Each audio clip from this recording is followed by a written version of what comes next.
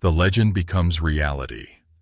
The Zanari monitoring station floated silently in the void between star systems, its crystalline hull reflecting the distant light of 1,000 suns. Inside, senior observer Vaelith performed her routine scans of the galactic border regions, her 6 delicate tentacles dancing across holographic controls with practiced precision. For 300 standard cycles, nothing had disturbed the peaceful monotony of her post. The Zanari Empire, along with its allied species in the collective, had long ago established dominance over this sector of the galaxy.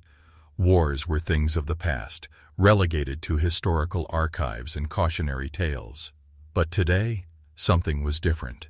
The quantum sensors, designed to detect the slightest disturbance in subspace, began registering anomalies that made no sense. Vaelith's primary eyes widened while her secondary optical organs focused on verifying the data. Ships were emerging from what the collective called the dead zone, a region of space so devoid of resources and habitable worlds that no civilization bothered to explore it. Yet here were energy signatures indicating not 1 or 2 vessels, but hundreds. The readings defied everything Vaelith knew about spacecraft engineering. These ships generated power levels that exceeded the combined output of entire planetary systems. Their propulsion systems created ripples in space-time that her instruments could barely comprehend. Most disturbing of all, they moved in perfect synchronization, like a single organism with countless parts, displaying a level of coordination that even the telepathic mind-weavers couldn't achieve with their hive consciousness. Vaelith initiated emergency protocols, sending priority transmissions to the Zanari High Command. Within moments, her station became the focus of attention for military leaders, scientists, and politicians across even different species. The peaceful collective, which had grown comfortable in its technological superiority and diplomatic solutions, suddenly faced something unprecedented. High Admiral Zorax of the Krellian Defense Force materialized as a hologram in the station's command center. His scaled face bore the scars of ancient battles, from a time when the collective still knew conflict. His 4 arms crossed in contemplation as he studied the sensor data. "These patterns match nothing in our databases," he growled through his translator. "Every known spacefaring civilization is accounted for. These ships are either from beyond our galaxy or they're the Wanderers," whispered Vaelith, her voice carrying a mixture of awe and fear. The Admiral's scales shifted color, a sign of deep discomfort. Every species in the collective knew the stories. Ancient texts spoke of beings who emerged from the cosmic dark when civilizations grew stagnant. The Wanderers, the Pioneers, the Endless Explorers. They had many names across different cultures, but one designation appeared most frequently in the oldest records: humans. Most scholars dismissed them as mythology, cautionary tales invented to prevent complacency. Yet here was evidence that perhaps the legends held truth. The approaching fleet maintained its steady advance, neither aggressive nor hesitant. Their formation shifted occasionally, creating patterns that seemed almost artistic in their complexity. As they drew closer, detailed scans revealed the ship's appearance. Each vessel was unique, yet clearly part of a unified design philosophy. Some were sleek and angular, others curved and organic-looking. They bore markings in scripts that the universal translators couldn't immediately decode, symbols that seemed both primitive and sophisticated simultaneously. Then came the transmission. It arrived not through the standard quantum communication channels the collective used, but through multiple mediums simultaneously: electromagnetic waves, quantum entanglement, gravitational modulation, and even methods the Zanari couldn't identify. The redundancy ensured that regardless of a species' technological development, they would receive the message. When the translation matrices finally decoded it, the message was surprisingly simple. "Greetings to the civilizations of this sector. This is Admiral Sarah Mitchell of the United Earth Expeditionary Fleet. We come in peace, seeking dialogue and mutual understanding. We request permission to send a diplomatic envoy to establish formal contact. Please respond on any frequency or medium you prefer. We are listening." The voice was warm, carrying inflections that somehow conveyed sincerity across species barriers, but it was the content that stunned the collective's leadership. These beings, with their overwhelming technological superiority, were asking permission. They spoke of peace and understanding when they clearly possessed the power to simply take whatever they wanted. Emperor Thelvar of the Zanari Empire convened an emergency session of the Collective Council.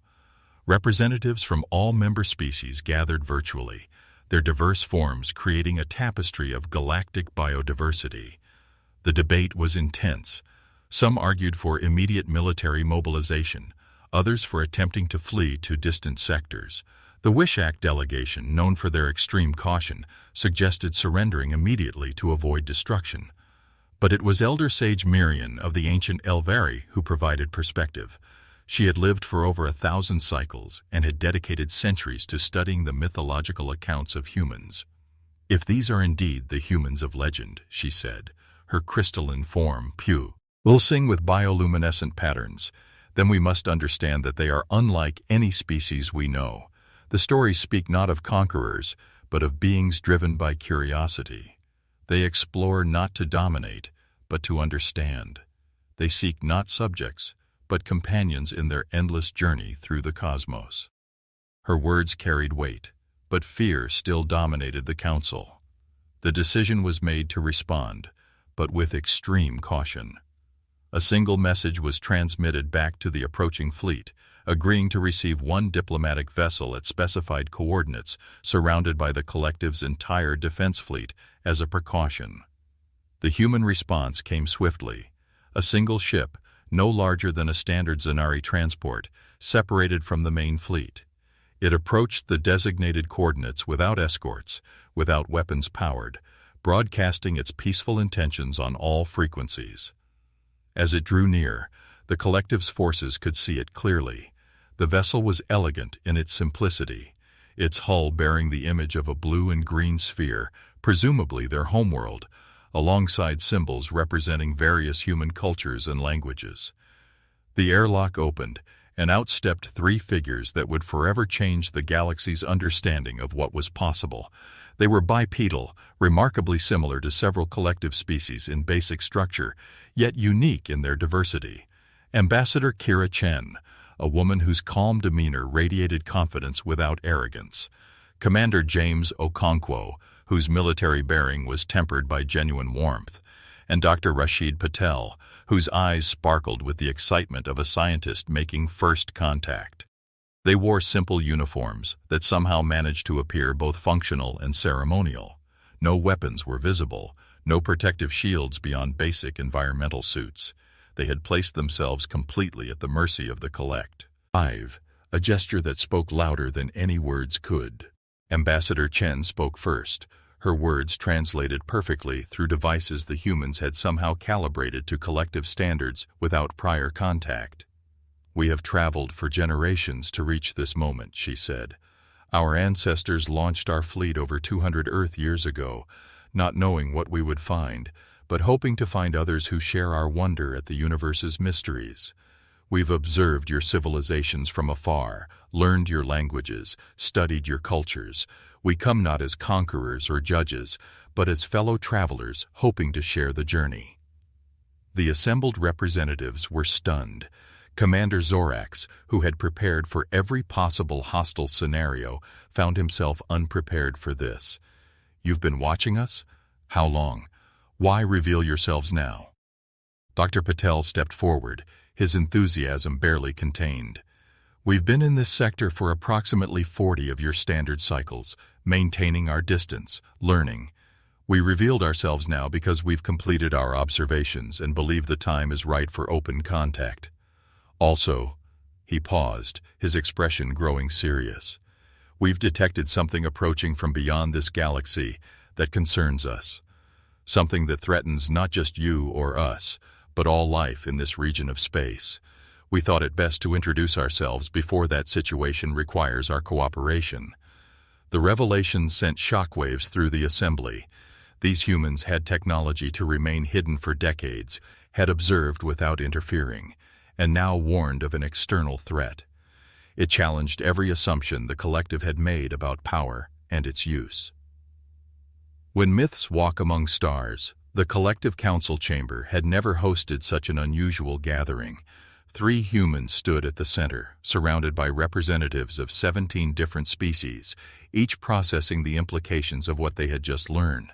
The humans had spent decades studying them in secret, yet had chosen revelation over continued concealment.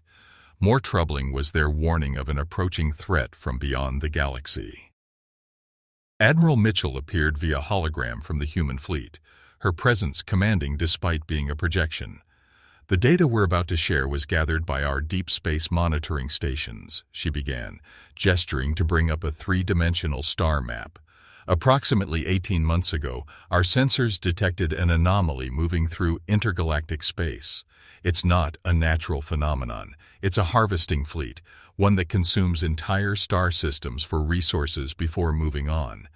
Based on its trajectory and speed, it will reach this galaxy's edge in approximately 3 standard cycles."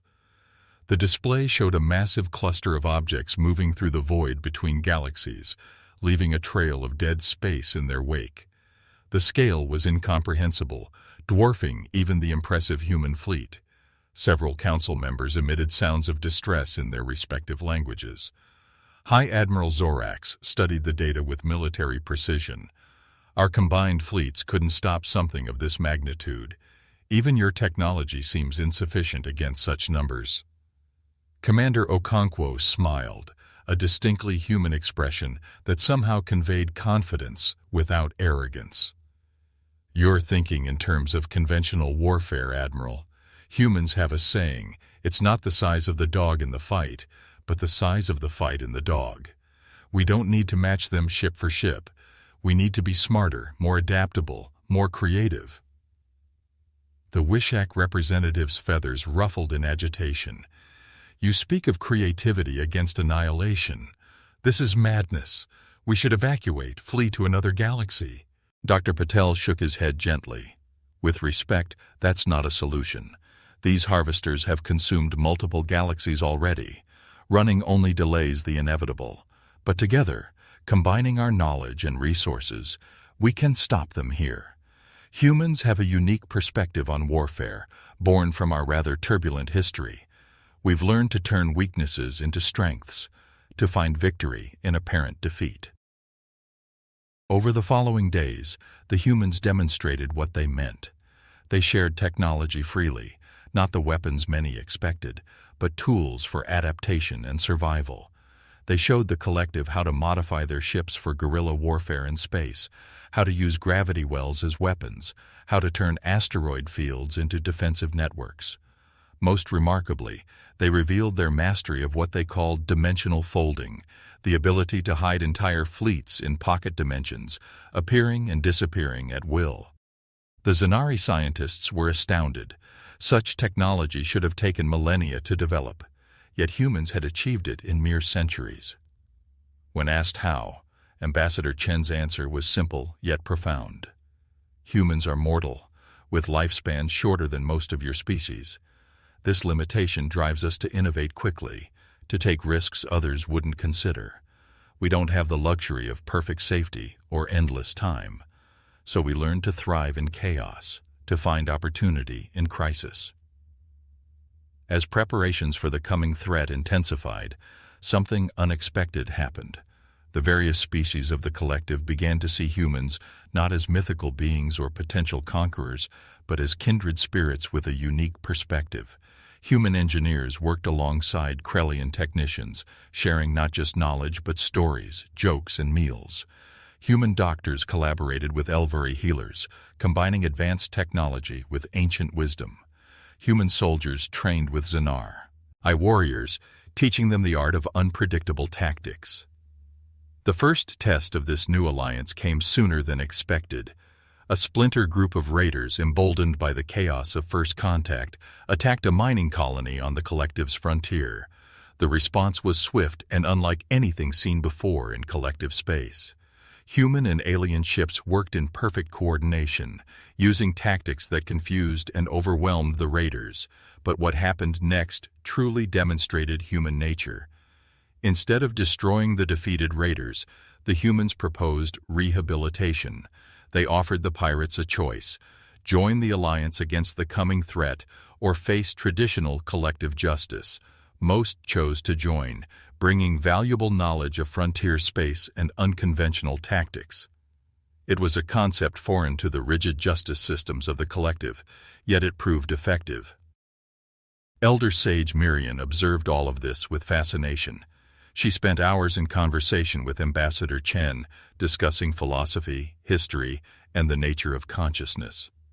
"What drives your species to such extremes?" she asked one day. "You're capable of great violence, yet you choose mercy. You possess power to dominate, yet you seek partnership. This paradox defines you." Chen considered the question carefully. "Perhaps it's because we've seen both extremes in our own history. We've nearly destroyed ourselves multiple times, yet we've also achieved wonders. We've learned that strength without wisdom leads to ruin, while wisdom without strength invites destruction. So we try to balance both, to be warriors when necessary and diplomats when possible.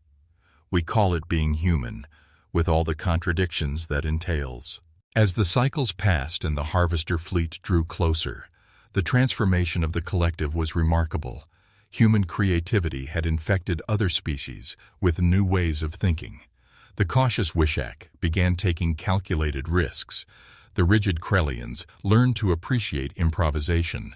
The solitary Zanari discovered the power of true collaboration. In return, humans learned patience from the Elvari, precision from the Andrax, and the value of consensus from the Mindweavers. The joint fleet that assembled to face the harvesters was unlike anything the galaxy had seen. It wasn't just an alliance of convenience, but a fusion of philosophies and technologies: human ships with collective improvements, alien vessels modified with human innovations, tactics that combined the best of 17 different military traditions with human unconventional warfare. When long-range sensors detected the harvester fleet entering the galaxy's edge, there was no panic, only determination. The plan was audacious, relying on deception, misdirection, and precise timing. It was, as Commander Okonkwo described it, insanely human in its approach. Instead of meeting the harvesters in open battle, the Allied fleet would use hit-and-run tactics, dimensional ambushes, and weaponized stellar phenomena to whittle down the enemy while avoiding direct confrontation. Admiral Mitchell addressed the combined fleet before the engagement. "Today we stand not as humans and aliens, but as defenders of life itself. We've learned from each other, grown stronger together. The harvesters expect to find easy prey, civilizations that fight conventionally. Instead, they'll find something new, something unprecedented. They'll find that when pushed to the edge, when facing annihilation, the species of this galaxy don't break. We adapt, we overcome, we survive. Today, we show them why this galaxy will be their last ha-yent." The battle that followed would become legend across the galaxy. The Harvester fleet, accustomed to overwhelming force and systematic consumption, found themselves facing an enemy that refused to fight on their terms. Human creativity combined with alien precision created tactical situations the Harvesters couldn't predict or counter.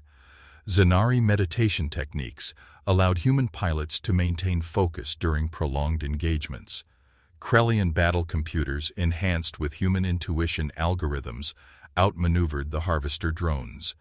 Elvari energy manipulation, amplified by human quantum generators, created weapons of unprecedented power.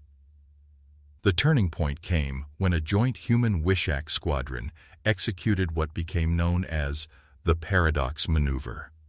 Using dimensional folding technology, they appeared inside the Harvester command ship's shields, delivered a precisely calculated strike to its control systems, and vanished before retaliation was possible.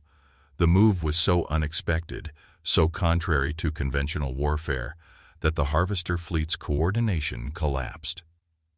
As the Harvesters retreated into intergalactic space, severely diminished and no longer a threat, the Allied fleet didn't pursue. There had been enough destruction. The victory was complete not because the enemy was annihilated, but because they were convinced that this galaxy was too costly to harvest. In the aftermath, as the various species celebrated their survival, Ambassador Chen stood before the collective council one final time. "What we've accomplished here is just the beginning," she said. "The universe is vast, full of wonders and dangers we can't imagine. But we've proven that together, we're capable of facing anything.